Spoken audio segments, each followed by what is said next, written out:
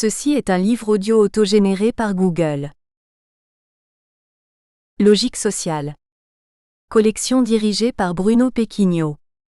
En réunissant des chercheurs, des praticiens et des essayistes, même si la dominante reste universitaire, la collection Logique sociale entend favoriser les liens entre la recherche non finalisée et l'action sociale. En laissant toute liberté théorique aux auteurs, elle cherche à promouvoir les recherches qui partent d'un terrain, d'une enquête ou d'une expérience qui augmente la connaissance empirique des phénomènes sociaux ou qui propose une innovation méthodologique ou théorique, voire une réévaluation de méthodes ou de systèmes conceptuels classiques. Dernière parution. Corinne Berger, Jean-Luc Roch dans l'ombre de la ruralité. Entre mélancolie et résistance, 2021. Sébastien Jakubowski, Sociologie politique de Villeneuve-d'Ascq, 2021. François Cardy, Photographie et sciences sociales. Essai de sociologie visuelle, 2021. Vincenzo Cicchelli et Sylvie Octobre, Une jeunesse crispée, le vivre ensemble face aux crises globales, 2021. Julien Cueil, La classe à l'épreuve du distanciel. Enquête sur le lycée numérique, 2021. Anna Livia Marchionni, Une socio-anthropologie du syndrome d'Asperger. Regards obliques sur le monde moderne, 2021. Lynn Spielmann, Arrêt maladie, pratique, discours, représentation dans le secteur de l'aide à domicile et des musiques actuelles, 2021. Thierry Benoît, Bertrand Mertens, Agir contre le chômage de longue durée. Une nouvelle pédagogie, Les ateliers du changement, 2021. Fred Dervin et Andreas Jacobson, Interculturaliser l'interculturel, 2021. Claudie Servian, L'héritage européen dans la danse théâtrale nord-américaine, du début du XXe siècle à nos jours, 2021. Exergue. Il n'est pas douteux qu'une société a tout ce qu'il faut pour éveiller dans les esprits, par la seule action qu'elle exerce sur eux, la sensation du divin, car elle est à ses membres ce qu'un Dieu est à ses fidèles. Émile Durkheim, Les formes élémentaires de la vie religieuse, livre 2, chapitre 7. Any scientific or artistic control of individual life is a thing which on the whole I don't want. Et like the multitudinous diversity of private and voluntary endeavor. Lettre d'Ernest Barker, 27 janvier 1933, archives de l'Université de Kiel, VB 302. Remerciements. Je souhaite tout d'abord remercier Bruno Pequigno, chez l'Harmattan, pour sa confiance et sa réactivité, puis mes collègues Jean-Christophe Marcel et Suzy Goutte pour leur relecture et leurs conseils avisés sur la première version du manuscrit. Mes collègues et élèves du lycée Montaigne à Mulhouse doivent être remerciés pour leur soutien, conscient ou non, à mes activités de recherche. Je souhaite ensuite adresser mes sincères remerciements à Édouard et Marie, pour leurs encouragements et leur amitié, à Julie pour être toujours à mes côtés et pour avoir relu attentivement ce manuscrit. J'adresse également un salut amical et confraternel aux équipes de l'Unistra, de Gistor, de Percé et de la Bibliothèque nationale et universitaire de Strasbourg, BNUS, qui sont des outils indispensables aux chercheurs et sans qui nos publications seraient beaucoup moins fiables. Enfin, comme nombre d'entre nous, j'ai pu bénéficier de la période du premier confinement lors de la crise du Covid-19 pour écrire, mais je n'oublie pas celles et ceux qui ont été en première ligne et qui ont rendu possible cette parenthèse. Mes pensées vont donc à celles et ceux qui n'ont jamais cessé de travailler, qui ont souffert et qui nous ont quittés à cause de l'épidémie.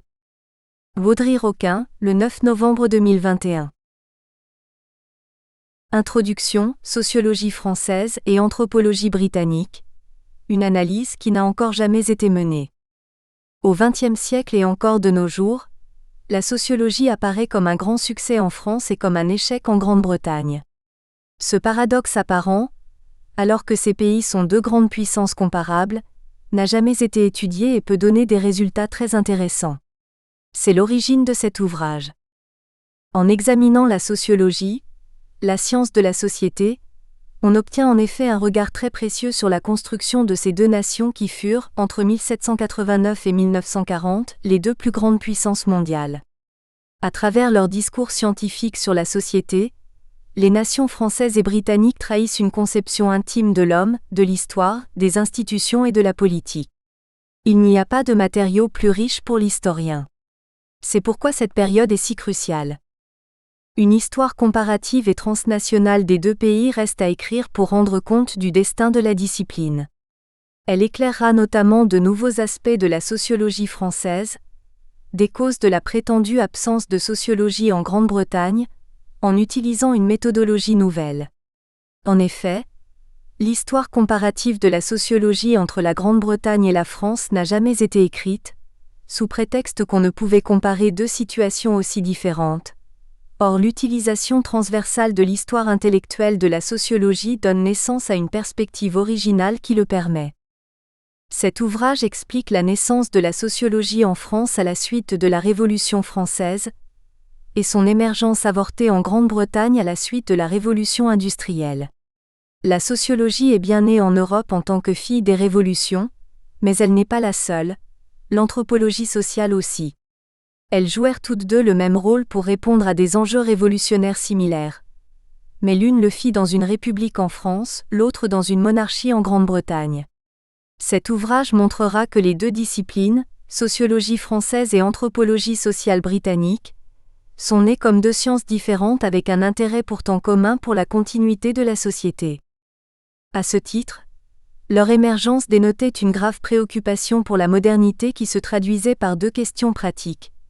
Comment maintenir le tissu de la société dans un monde de plus en plus conflictuel ? Comment donner un sens à la vie de ceux qui la perdent de plus en plus dans la division du travail et le déracinement contemporain de l'organisation naturelle de la société ? Ce sont là des préoccupations encore très pertinentes aujourd'hui. L'Oxford English Dictionary rapporte que le terme de sociologie, signifiant l'étude du développement, de la structure et du fonctionnement de la société humaine, fut emprunté en Grande-Bretagne à la sociologie française et fit son apparition pour la première fois en Angleterre en 1851. De son côté, l'anthropologie, signifiant l'étude ou la description des êtres humains ou de la nature humaine, est apparue pour la première fois en Angleterre en 1656 comme une description ou un discours sur les hommes. L'anthropologie sembla dès lors plus appropriée aux yeux des Britanniques, car elle trouvait des racines plus profondes et plus indigènes que la sociologie, d'origine française. Elle n'était pas une importation étrangère, mais bel et bien une tradition de pensée. La sociologie a souffert d'être considérée comme un pur produit de métaphysique étrangère inadapté à la Grande-Bretagne et au monde universitaire britannique, un préjugé qui persista même entre les deux guerres mondiales. L'anthropologie, de son côté, est apparue prestigieuse grâce au soutien de l'Empire et pouvait s'appuyer sur une longue tradition intellectuelle depuis la célèbre publication de la culture primitive de B. Taylor en 1871. Il est alors tout à fait légitime à première vue que la sociologie soit considérée en Grande-Bretagne comme un échec, tandis que l'anthropologie sociale semblait prospère et qu'elle se soit transformée en spécialité nationale dans l'entre-deux-guerres. Cela est sensible dans le nombre de livres publiés et de pages écrites sur l'histoire de la sociologie britannique, par opposition à l'anthropologie britannique. Les histoires de la sociologie britannique sont très peu nombreuses et assez récentes, à partir de 1968. Au total, cela doit représenter environ 1000 pages. D'un autre côté, les histoires de l'anthropologie sont très nombreuses et ont commencé à être publiées dès 1910. Globalement, cela doit représenter 5000 pages. Concrètement, le volume de pages consacré à l'histoire de la sociologie en Grande-Bretagne représente donc seulement 20% de celui de l'anthropologie, ce qui, comme l'a souligné à juste titre l'historien britannique Martin Bulmer, montre que la sociologie britannique a en effet un long passé mais une courte histoire. Est-ce à dire qu'elle doit encore être écrite ou bien qu'elle est inexistante ? C'est une question à laquelle ce livre apporte une réponse. Étonnamment, les développements parallèles de la sociologie française et de l'anthropologie sociale britannique n'ont jamais fait l'objet de recherches. Les premières études de la situation de la sociologie en Grande-Bretagne ont paradoxalement été rédigées par des observateurs américains de l'entre-deux-guerres. Ils furent surpris par l'apparent côté arriéré de la sociologie là-bas, et Vivian Palmer en particulier inculpa la position philosophique individualiste britannique pour expliquer l'absence de la discipline. En Angleterre, l'individu ne sera probablement pas sacrifié à des fins scientifiques, affirma-t-il, contrairement à l'Amérique ou au continent européen où la sociologie de l'entre-deux-guerres était florissante. Même si Richard Nisbett a identifié la révolution industrielle comme l'une des deux origines de la pensée sociologique, il ne dit pas un mot sur les sociologues britanniques ou sur l'Empire, accréditant l'hypothèse selon laquelle la tradition la plus appropriée de pensée sociale en Grande-Bretagne ait été l'économie politique, pas la sociologie, qui appartenait au continent notamment pour ses liens avec le collectivisme et le marxisme, réfutés en Grande-Bretagne. Cependant, Philip Abrahams insista avec raison dans son livre de 1968 sur le fait que la tradition intellectuelle doit être liée à des perspectives institutionnelles. Il souligna que ce n'était pas tant, ou pas seulement, la tradition intellectuelle qui inhibait la sociologie en Grande-Bretagne. C'était le système lui-même. Comme l'écrit Abrahams, le principal problème de la sociologie britannique était essentiellement un problème de ressources humaines, plutôt qu'un manque d'idées. Dans le monde universitaire, les recrues potentielles pour la sociologie britannique de l'entre-deux-guerres n'étaient pas incitées à aller dans les universités car la politique leur était ouverte, à eux et aux réformes sociales, tandis que les universités leur restaient fermées. Les sociologues britanniques étaient donc censés être engagés dans la politique des partis, et s'intéresser davantage à la politique que leurs homologues continentaux car le système politique leur semblait offrir plus d'opportunités de réformes sociales que partout ailleurs en Europe. Malgré cela, l'absence d'une sociologie universitaire spécifique est souvent considérée comme symbolisant, a souligné l'historien britannique Lawrence Goldman, un échec plus large de l'imagination nationale, qui illustre les nombreuses lacunes de la vie intellectuelle britannique, en présupposant que l'émergence d'une sociologie universitaire était une caractéristique normale des puissances européennes dans les années 1900 à 1920. Goldman renversa l'argument en faisant valoir que la présence d'une sociologie universitaire en France ou en Allemagne était loin d'être normale.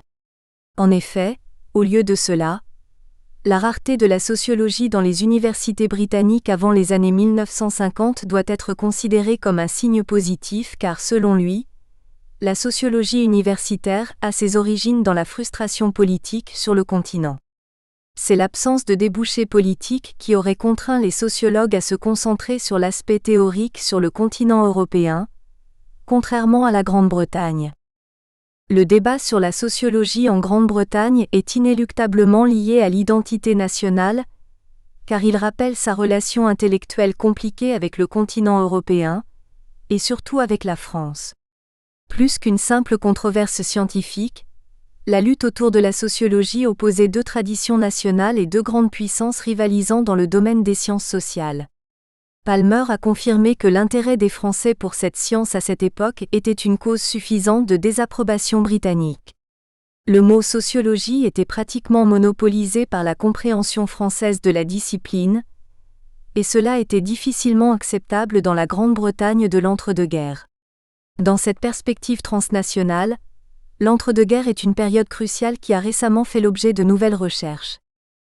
Il ressort de cette discussion que la sociologie classique des pères fondateurs, Émile Durkheim, Max Weber, Ferdinand Tönnies, n'est peut-être apparue en France et en Allemagne que comme moyen d'aider à jeter les bases de nouveaux régimes, les républiques. Sur le continent européen, la sociologie devait aider à établir de nouvelles fondations durables pour la société, notamment après 1789, ce qui marque le début de la période étudiée dans l'ouvrage. Pour la Grande-Bretagne, dépourvue du même besoin sous une monarchie traditionnelle, l'émergence de la sociologie semble être restée inutile.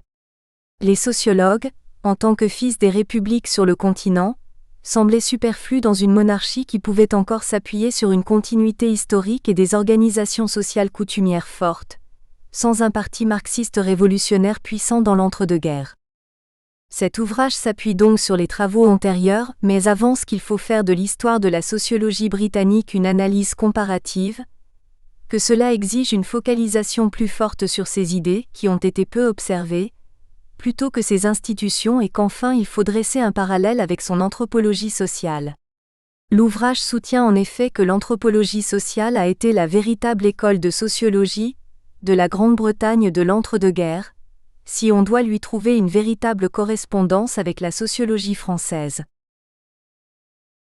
Chapitre 1. Une société nouvelle et rationnelle, les conséquences de la Révolution française, France, 1789 à 1815. Notre histoire commence avec la Révolution française, 1789 à 1799, qui est rapidement devenue un modèle pour l'Europe. La Révolution française désigne une période de bouleversements sociaux et politiques de grande ampleur en France, dans ses colonies et en Europe, à la fin du XVIIIe siècle. La période s'étend habituellement de l'ouverture des États généraux, le 5 mai 1789, au coup d'État de Napoléon Bonaparte le 9 novembre 1799, 18 Brumaire de l'an 8. Cette période fondamentale de l'histoire de France, et plus généralement de l'histoire de l'Europe, mit fin à l'Ancien Régime en remplaçant la monarchie absolue par la Première République après une courte monarchie constitutionnelle, un peu plus de 3 ans après la prise de la Bastille, le 14 juillet 1789. Mais en déracinant toutes les institutions sociales, notamment la monarchie traditionnelle de droit divin et la société d'ordre, elle a réduit la société à n'être plus qu'une poussière inconsistante d'individus, égoïstes, isolés et sans repères, comme l'écrivit le grand sociologue français et fondateur de la discipline, Émile Durkheim, 1858 à 1917. Il a fallu dès lors reconstruire tout l'ordre social, fin des classes sociales traditionnelles avec l'abolition des privilèges le 4 août 1789 et de la division en tiers-État, noblesse et clergé, et économique, suppression des corporations qui encadraient l'économie avec la loi Le Chapelier du 14 juin 1791, en S', appuyant non plus sur la tradition, comme cela avait été le cas avant, mais sur une autre fondation, sans plus de transcendance et de référence au passé. Ce qui est intéressant, c'est que ceux-ci n'ont jamais été perdus en Grande-Bretagne, car le pays ne dispose pas de constitution, c'est-à-dire de textes synthétiques organisant rationnellement les institutions du régime. Mais quel fondement utiliser pour reconstruire ? Sur quoi s'appuyer en France ? Les Lumières du siècle répondirent, la raison, soit des rapports individuels logiques et calculatoires. Raison vient du latin ratio qui signifie rapport au sens de calcul. Il fallut donc trouver un nouvel outil pour tout réorganiser scientifiquement, rationnellement. C'est ainsi que le contexte de la Révolution française contribua au début de la sociologie, une science rationnelle de la société. Émile Durkheim expliqua ainsi que tout prédestinait notre pays à jouer ce rôle d'initiateur car en effet la sociologie ne pouvait naître et ne se développer que là où se trouvaient réunies deux conditions. Il fallait d'abord que le traditionnalisme eût perdu de son empire, de son emprise. Chez un peuple qui trouve que ses institutions sont tout ce qu'elles doivent être, rien ne peut provoquer la réflexion à s'appliquer aux choses sociales, et il fallait de plus une véritable foi dans la puissance de la raison. Or, la France du XIXe siècle remplit cette double condition. Car il ajouta qu'il n'est pas de pays où la vieille organisation sociale ait été plus complètement déracinée, et où par suite, pour la refaire, on ait plus besoin de réflexion, c'est-à-dire de science. D'un autre côté, nous sommes et nous resterons le pays de Descartes. Nous avons la passion des idées distinctes. Pour Durkheim, il fallait reconstruire la société française après 1789 sur la rationalité, grâce à la sociologie. Il écrivit que pour régler nos rapports avec les hommes, il n'est pas nécessaire de recourir à d'autres moyens que ceux qui nous servent à régler nos rapports avec les choses. Autrement dit, il faut considérer les phénomènes humains ou faits sociaux comme des choses, sans plus chercher leur causalité ou modalité transcendante. Mais Durkheim importait alors une compréhension très particulière et positiviste de la science. Il indiquait que nécessairement, il fallait s'appuyer sur notre tradition héritée de René Descartes, 1596 à 1650, pour progresser. Pour régler nos rapports avec les hommes, la réflexion méthodiquement employée suffit. La première conséquence de ce rationalisme exacerbé, à la suite du doute méthodique de Descartes et des événements liés à la Révolution française, est d'avoir entraîné une remise en cause fondamentale de la connaissance de l'homme par les humanités. Il ne s'agissait plus de sens des actions humaines mais de calcul et de science. La seconde conséquence est qu'il ne resta plus rien d'autre aux individus que l'État, en l'absence de corps intermédiaires coutumiers, classes sociales, corporations, églises, pour organiser leurs relations les uns envers les autres. En effet, la Révolution française a légué de toutes nouvelles formes politiques, notamment au travers de la Déclaration des droits de l'homme et du citoyen de 1789 puis la Première République qui proclama l'égalité des citoyens devant la loi, les libertés fondamentales et la souveraineté de la nation, apte à se gouverner au travers de représentants élus et se constituant autour d'un État. La Révolution a entraîné la suppression de la société d'ordre, de la féodalité, des privilèges, une plus grande division de la propriété foncière, la limitation de l'exercice du pouvoir politique, le rééquilibrage des relations entre l'Église et l'État et la redéfinition des structures familiales avec le Code civil. Durkheim reconnaît que le grand changement qu'a accompli la Révolution française a été précisément de porter ce nivellement, l'égalité des individus, à un point qui n'était pas connu jusqu'alors. Dans cette tourmente révolutionnaire qui réduisit les forces individuelles par la suppression des corps intermédiaires, une seule force collective survécut, c'est l'État qui est une œuvre politique. Paradoxalement, il tendit, par la force des choses, à absorber en lui toutes les formes d'activité qui pouvaient présenter un caractère social. Or l'État, qui est de nature politique, est incapable de faire société, de créer du lien social par le simple fait de ses institutions légales, il lui faut un corps. Il fut donc chargé de fonctions auxquelles il était impropre, et dont il n'a pas pu s'acquitter utilement. Quelles conséquences cette extension de l'État a-t-elle eu sur les individus ? Comme le souligne le même auteur, pendant la plus grande partie de leur existence, il n'y a rien autour d'eux qui les tire hors d'eux-mêmes et leur impose un frein. Dans ces conditions, il est inévitable qu'ils sombrent dans l'égoïsme ou dans le dérèglement, l'anomie. Au lieu d'une libération attendue par la Révolution française, cela a entraîné la conscience, au-dessus de lui rien dont il soit solidaire, et ainsi, l'avoir libéré de toute pression sociale, c'est l'abandonner à lui-même et le démoraliser. Le paradoxe est donc qu'en parallèle à un État hypertrophié, pour arriver à... Nous espérons que vous avez apprécié cet aperçu. Pour continuer à écouter ce livre audio sur Google Play Livres, utilisez le lien dans la description de la vidéo.